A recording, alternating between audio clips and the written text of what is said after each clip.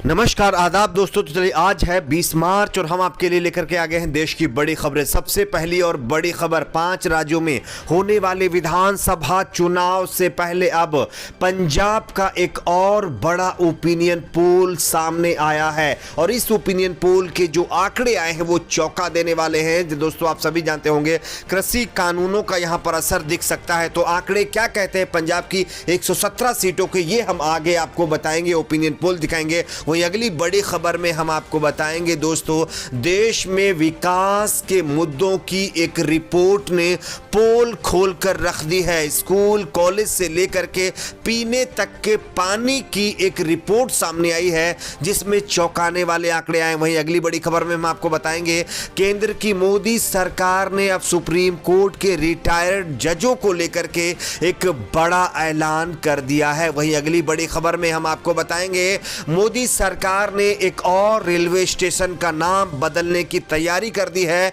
इसको लेकर के अब बताया जा रहा है कि राज्य से राय मांगी है। कहां का यह मामला है हम आगे आपको बताएंगे। वहीं अगली बड़ी खबर प्रयागराज से आ रही है जहां पर अज़ा के मामले पर अब बताया जा रहा है कि आईजी की तरफ से बड़ा एक्शन कर दिया गया है। वहीं अगली बड़ी खबर में हम आपको बताएंगे असदुद्दीन ओवैसी की पार्टी एमआईएम को पश्चिम बंगाल के अंदर लगा है बड़ा झटका। साथ ही साथ पूरे देश में लगने वाले लॉकडाउन को लेकर के भी एक बड़ी खबर है। हम आपको एक एक करके तमाम बड़ी खबरें बताएंगे। उससे पहले एक छोटी सी रिक्वेस्ट करेंगे, आप इस वीडियो को लाइक करके चैनल को सब्सक्राइब जरूर कर लीजिए। बात करते हैं पहली और बड़ी खबर की। जैसा कि आप सभी जानते हैं 5 राज्यों में होने वाले विधानसभा चुनाव के बाद अगले साल कई ऐसे राज्य हैं जहां पर विधानसभा के चुनाव फिर से होने, जिसमें पंजाब एक और बड़ा राज्य है। यहां पर 117 विधानसभा की सीटें हैं जहां पर चुनाव होगा और ऐसे में लोगों के मन में अब सवाल यह है कि पंजाब में आखिर चुनाव कौन जीतेगा, क्योंकि कृषि कानूनों के खिलाफ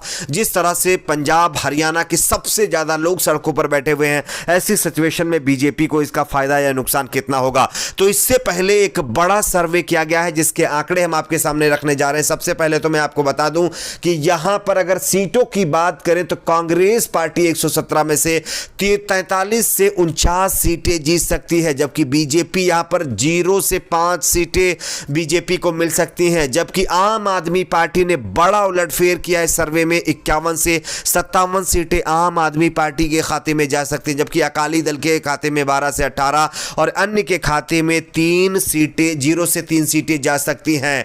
तो ये आंकड़े एबीपीसी वोटर के सर्वे के मुताबिक रखे गए हैं पंजाब की 117 विधानसभा सीटों की। आपकी अपनी इस पर क्या राय है, नीचे अपना प्रेडिक्शन भी आप जरूर शेयर करिए। बात करते हैं अगली बड़ी खबर की। वैसे तो हमारे देश में बड़े बड़े दावे किए जाते हैं कि हमने ये विकास कर दिया है, वो विकास कर दिया, लेकिन अगर विकास की सच्चाई कोई देखे तो वाकई विकास दूर दूर तक नजर नहीं आता है। और इसी की एक रिपोर्ट खुद मोदी सरकार में एक मंत्री ने कर दिया है।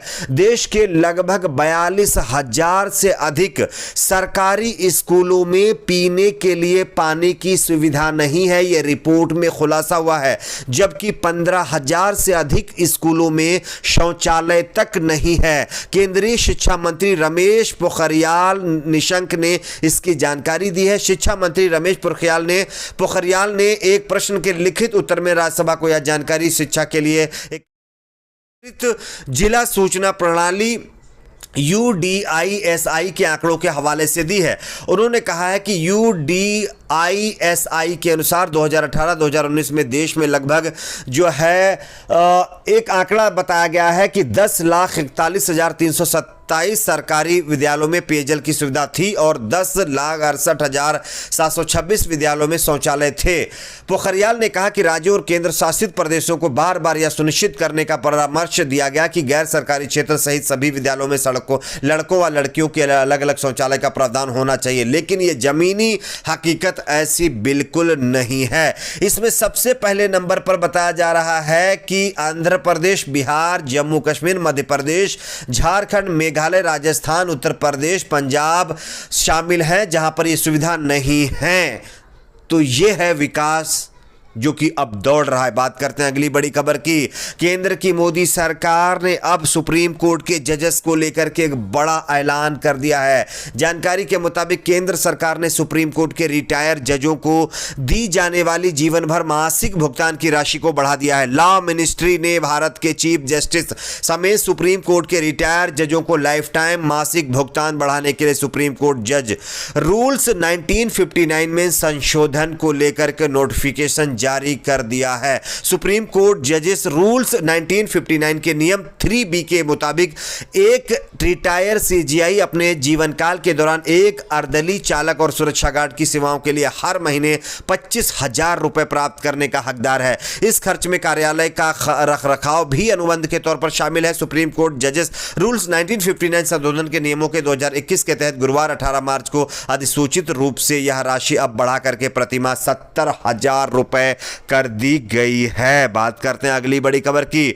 वैसे तो विकास के मुद्दे पर आप सभी जानते होंगे कि उत्तर प्रदेश सरकार सबसे नंबर 1 पर रहती है, लेकिन विकास कुछ ऐसा वैसा नहीं, नाम बदलने का विकास। लेकिन अब बताया जा रहा है केंद्र की मोदी सरकार ने एक और नया विकास सामने लाया है। प्रदेश बताया जा रहा है कि उत्तर प्रदेश में एक और रेलवे स्टेशन का नाम बदलने की तैयारी की जा रही है। इसके लिए केंद्र सरकार ने उत्तर प्रदेश सरकार से राय मांगी है। प्रदेश सरकार यानी उत्तर प्रदेश सरकार को केंद्रीय गृह विभाग की ओर से भेजे गए पत्र में कहा गया है कि झांसी रेलवे स्टेशन का नाम बदल करके वीरांगना लक्ष्मीबाई रेलवे स्टेशन किए जाने का प्रस्ताव है। इस बारे में प्रदेश सरकार को पूर्व में भी पत्र भेजे जाते रहे, लेकिन प्रदेश सरकार की ओर से कोई जवाब नहीं दिया गया था। यानी कि उत्तर प्रदेश सरकार से कोई जवाब नहीं दिया जाता था। लेकिन अब योगी आदित्यनाथ जी की सरकार है, वैसे भी नाम बदलने के लिए माहिर हैं, तो ऐसी सिचुएशन में झांसी रेलवे स्टेशन का नाम भी अब बदलने की कगार पर आ गया है। वैसे इससे लोगों को कितना रोजगार मिलेगा, लोगों को कितनी नौकरियां मिलेंगी और कितने लोगों को जो है